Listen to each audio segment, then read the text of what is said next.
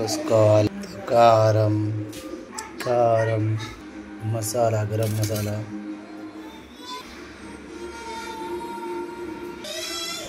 అల్లం, పసుపు ఇవన్నీ వేసుకొని మంచిగా కలుపుకుంటే ఫుల్ టేస్ట్గా ఉంటుందండి.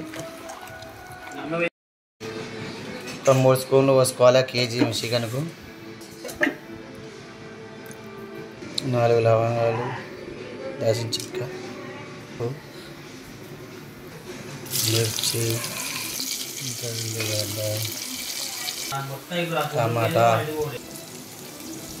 కొత్తిమీర,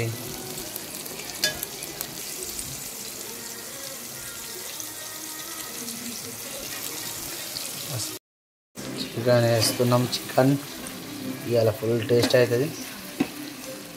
చూస్తాడే నోరు ఊరుతాయి.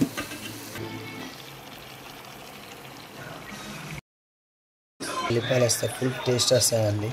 ఉల్లిపాయలు ఫుల్ టేస్ట్. సాల్ట్ వేస్తున్నా, కొత్తిమీర,